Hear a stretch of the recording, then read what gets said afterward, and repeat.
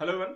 UP triple SC के द्वारा PT exam के लिए नया सिलेबस जारी कर दिया गया है। उन्होंने ऑफिशियल नोटिफिकेशन जारी कर दी है कि पीटी एग्जाम में क्या चीजें पूछी जाएंगी, कौन कौन से सब्जेक्ट होंगे और इन सब्जेक्ट से पर्टिकुलर कौन से टॉपिक से क्वेश्चन कितने अंकों के पूछे जाएंगे, पेपर कितने अंकों का होगा और वहां पर पीटी एग्जाम के बारे में यहां पर उसका स्टैंडर्ड क्या होगा, इन सारी चीजों को लेकर यहां पे ऑफिशियल नोटिफिकेशन आ गई है। तो इसके बारे में चर्चा करेंगे। इस पूरी वीडियो में हम यहां पे बताएंगे कि ऑफिशियल नोटिफिकेशन में सिलेबस क्या है, कौन कौन से सब्जेक्ट सम्मिलित किए गए हैं, उन सब्जेक्ट्स में से कौन कौन से टॉपिक आपको पढ़ने हैं, उन टॉपिक्स में से कितने नंबर के क्वेश्चन आपको आएंगे, टोटल नंबर ऑफ क्वेश्चन यहां पर कितने होंगे, इसके अलावा नेगेटिव मार्किंग है या नहीं, कितने अंकों की है, साथ ही यहां पे पढ़ना क्या है, आपको स्टडी मटेरियल क्या होना चाहिए, तो वहां पर इसके बारे में चर्चा करेंगे। और एट द लास्ट ये भी बताएंगे कि पीटी एग्जाम होता क्या है, या किस तरीके से आयोजित होगा, इसके फायदे यहां पे किस तरीके से आपको मिलने वाले हैं। तो यहां पर इन सारी चीजों को लेकर डिस्कस करेंगे। लेकिन सबसे पहले जो नोटिफिकेशन आया है, ऑफिशियल नोटिफिकेशन है, सिलेबस को लेकर नया सिलेबस ये जारी किया गया है यूपी ट्रिपल एससी के द्वारा आयोजित होने वाली सभी परीक्षाओं के लिए। तो चलिए यहां पे सबसे पहले सिलेबस देख लेते हैं। एक चीज क्लियर कर दूं कि यहां पर अभी एग्जाम को लेकर कोई ऑफिशियल नोटिफिकेशन नहीं है कि एग्जाम कब होगा, कब तक आएगा। लेकिन जो डेट अभी मैंने लास्ट डिस्कशन में है, जो चर्चा चल रही है कि हो सकता है एग्जाम की डेट का ऑफिशियल नोटिफिकेशन भी आपको मार्च या अप्रैल तक आने की संभावना है। तो इसको जल्दी ही इसकी भी घोषणा हो जाएगी, उसको लेकर आपको प्रिपरेशन शुरू करनी है। इसलिए पहले सिलेबस देख लेते हैं। सिलेबस यहाँ पे क्या पूछा जा रहा है, तो यूपी ट्रिपल एससी एग्जाम के पीटी एग्जाम का जो ऑफिशियल नोटिफिकेशन में सिलेबस यहाँ पे बताया गया है। सबसे पहली चीज, इस बार जो पीटी का एग्जाम है, इस पीटी के एग्जाम में यहाँ पे यूपी ट्रिपल एससी के द्वारा इसे आयोजित किया गया। पहली चीज, आयोजित कौन करेगा? UP triple SC. टोटल जो नंबर ऑफ क्वेश्चन पूछे जाएंगे, आपको 100 नंबर के क्वेश्चन पूछे जाएंगे। ठीक है, 100 नंबर के क्वेश्चन पूछे जाएंगे। 2 घंटे का ये पेपर होगा और सभी यहाँ पे जो टोटल नंबर ऑफ क्वेश्चन है, वहां पर हर क्वेश्चन 1 नंबर का होगा। जो पूर्णांक है वहां पे पेपर का, वो 100 अंकों का पेपर होगा। 100 क्वेश्चन 100 अंकों का, 2 घंटे आपको समय दिए जाएंगे। तो यहाँ पर पीटी एग्जाम को लेकर ये ऑफिशियल नोटिफिकेशन बताया गया है। दूसरी चीज जिसके बारे में हमें चर्चा करनी है, सिलेबस क्या कहता है। तो देखिए यहाँ पे सिलेबस में जो बात की गई है, सबसे पहले भारतीय इतिहास के बारे में चर्चा की गई है। और भारतीय इतिहास में ये 5 नंबर के यहाँ पे हिस्ट्री से क्वेश्चन आएंगे। 5 नंबर में देखिए टॉपिक क्या क्या पूछा जाएगा आपको। सिंधु घाटी की सभ्यता, वैदिक संस्कृति, बौद्ध धर्म में गौतम बुद्ध के जीवन एवं उनसे रिलेटेड शिक्षाएं ही आपको पढ़नी है। इसी तरह जैन धर्म में महावीर जीवनी और उनकी शिक्षाएं पढ़नी है। इसके बाद से मौर्य वंश में आपको सम्राट अशोक के उससे रिलेटेड जानकारी आपके पास होनी चाहिए। इसके अतिरिक्त आपको गुप्त वंश में समुद्रगुप्त, चंद्रगुप्त द्वितीय के बारे में पढ़ना है। हर्षवर्धन, राजपूत काल, सल्तनत काल, मुगल साम्राज्य, मराठा, ब्रिटिश राज का अभ्युदय एवं प्रथम स्वतंत्रता संग्राम। यहां पर आपको मध्यकालीन भारत के समाप्ति के साथ आधुनिक भारत की स्थितियां भी शुरू हो गई हैं, जिसमें ब्रिटिश राज का सामाजिक आर्थिक प्रभाव की स्थितियों को पढ़ना है। भारतीय राष्ट्रीय आंदोलन से जहां पर आपको 5 नंबर का क्वेश्चन आएगा। तो इतिहास में वहां पर हमने देखा 5 नंबर का, और भारतीय राष्ट्रीय आंदोलन से भी 5 नंबर का। तो टोटल नंबर ऑफ क्वेश्चन यहाँ पे 10 हो गए। यहां पर देखिए भारतीय राष्ट्रीय आंदोलन, स्वाधीनता आंदोलन के प्रारंभिक वर्ष, स्वदेशी तथा सविनय अवज्ञा आंदोलन, महात्मा गांधी तथा अन्य नेताओं की भूमिका, इससे रिलेटेड भी यहां पर आपको क्वेश्चन पूछने को इस पीटी के सिलेबस में आपको रखा गया है। साथ ही क्रांतिकारी आंदोलन तथा उग्र राष्ट्रवाद का उदय, विधायी संशोधन तथा ब्रिटिश इंडिया एक्ट 1935, भारत छोड़ो आंदोलन, आजाद हिंद फौज और नेताजी सुभाष चंद्र बोस, ये सारा जो टॉपिक है यहां पर आपको हिस्ट्री से पूछा जाएगा। भारतीय इतिहास, राष्ट्रीय आंदोलन से मिलाकर यहां पे टोटल ये पूरा सिलेबस है। इन टॉपिक से क्वेश्चन आएंगे और टोटल नंबर ऑफ जो क्वेश्चन है वो 10, यहां पर 10 क्वेश्चन 10 अंकों का पूछा जाएगा। हिस्ट्री के अतिरिक्त दूसरा जो विषय आपको पूछा जाएगा, भूगोल यहां पे पूछा जाएगा। भूगोल में भारत एवं विश्व का भौतिक भूगोल है, नदियां तथा नदियों की घाटियां हैं, भूजल संसाधन, पर्वत, पहाड़ियां, हिमनद, मरुस्थल, शुष्क क्षेत्र, वन, खनिज संसाधन, यहां से भी 5 नंबर का क्वेश्चन आएगा। और खनिज संसाधन जो है वो भारत से संबंधित यहाँ पे क्वेश्चन आपको पूछे जाएंगे। इसके अतिरिक्त जो बात यहाँ पे की गई है कि भारत और विश्व का राजनीतिक भूगोल, जलवायु तथा मौसम, टाइम जोन, जनसांख्यिकी परिवर्तन तथा प्रवास, ये सारी चीजें भी आपको ज्योग्राफी में पूछी जाएंगी। ज्योग्राफी के पास तीसरा जो सब्जेक्ट यहाँ पे ऐड करते हैं, भारतीय अर्थव्यवस्था है। अर्थव्यवस्था में देखिए 1947 से 1991 तक की स्थितियों के बारे में भी क्वेश्चन आएंगे, जिसमें आपको योजना आयोग और उससे संबंधित जो पंचवर्षीय योजनाएं हैं, यहां पर 5 नंबर के इकोनॉमी से आपको क्वेश्चन पूछेगा। साथ ही मिश्रित अर्थव्यवस्था का विकास, निजी एवं सार्वजनिक क्षेत्र, हरित क्रांति, दुग्ध विकास, ऑपरेशन फ्लड, बैंकों का राष्ट्रीयकरण तथा सुधार, वर्ष 1991 में आर्थिक सुधार था, उसके बाद का अर्थव्यवस्था, वर्ष 2014 के पश्चात आर्थिक सुधार, जिसमें कृषि सुधार, ढांचागत सुधार, श्रम सुधार, आर्थिक सुधार और जीएसटी, इससे रिलेटेड आपको यहां पर क्वेश्चन इकोनॉमी से आएंगे। इकोनॉमी के बाद पॉलिटी भी यहां पर आपके पीटी एग्जाम में पूछी जाएगी, जिसमें भारतीय संविधान एवं लोक प्रशासन विषय वस्तु रखा गया है और इसके अंतर्गत देखिए 5 नंबर का क्वेश्चन यहां से आएगा। 5 नंबर के जो क्वेश्चन पूछे जाएंगे उसके टॉपिक अगर हम देख लें तो भारतीय संविधान है, भारतीय संविधान के मुख्य विशेषताएं, राज्य के नीति निर्देशक सिद्धांत, मौलिक अधिकार एवं कर्तव्य, संसदीय प्रणाली, संघीय प्रणाली, संघ एवं केंद्र शासित प्रदेश, केंद्र राज्य संबंध, साथ ही न्यायिक ढांचा, सर्वोच्च न्यायालय, उच्च न्यायालय, जिला प्रशासन, स्थानीय निकाय, पंचायती राज व्यवस्था, ये सारे क्वेश्चन आपको पॉलिटी के टॉपिक से, यहां पर पॉलिटी के विषय वस्तु ये टॉपिक आपको पूछे जाएंगे। इसके बाद सामान्य विज्ञान को भी रखा गया और यहां पर देखिए 5 नंबर के क्वेश्चन यहां पे भी पूछे जाएंगे, जिसमें भौतिक विज्ञान, रसायन विज्ञान और जीव विज्ञान से रिलेटेड आपको क्वेश्चन पूछे जाएंगे। इसके बाद प्रारंभिक अंक गणित से रिलेटेड क्वेश्चन यहां पे रखे गए हैं, जिसमें पूर्ण संख्या, भिन्न, दशमलव, प्रतिशतता, साधारण अंक गणितीय, समीकरण, वर्ग एवं वर्गमूल, अंकगणित से क्वेश्चन भी आपको 5 ही नंबर के पूछे जाएंगे।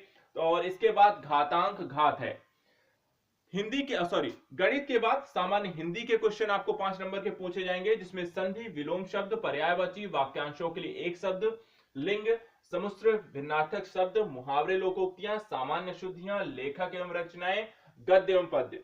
सामान्य हिंदी से 5 क्वेश्चन यहां पर आपको पूछे जाएंगे, उससे रिलेटेड ये आपके टॉपिक हो गए।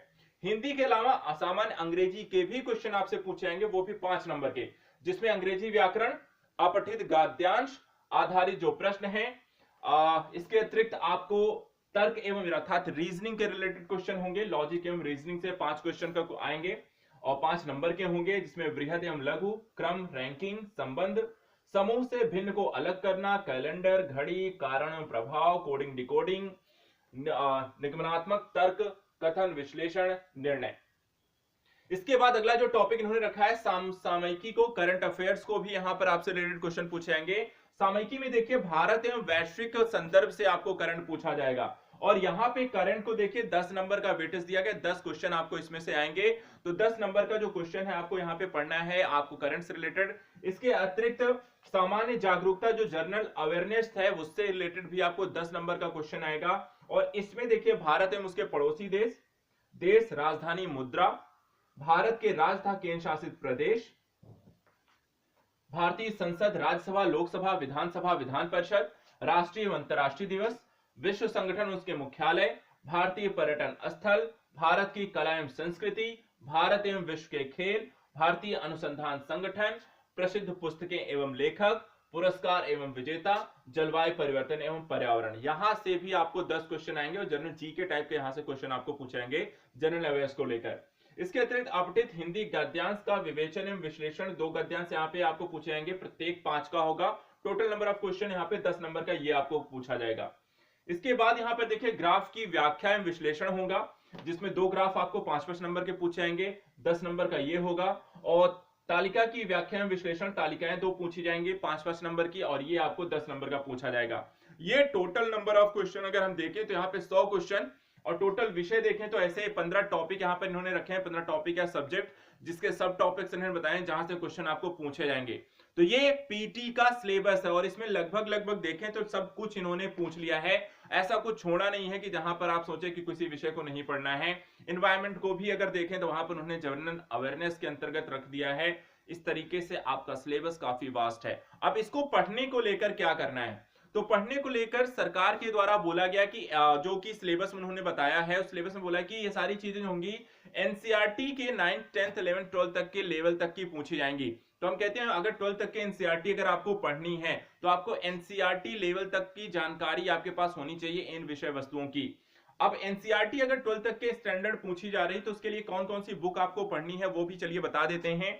यहाँ पर देखिए उन्होंने बताया है कि क्रमांक 1 से 9 तक पर अंकित शैक्षणिक विषयों से संबंधित प्रश्नों की कठिनाई का जो स्तर है वो एनसीईआरटी लेवल का होगा। 1 से 9 तक की जो चीजें हैं, जो आपकी सामान्य अध्ययन की विषय वस्तु हैं, उनके बारे में बोला है कि 1 से 9 तक की विषय वस्तु है।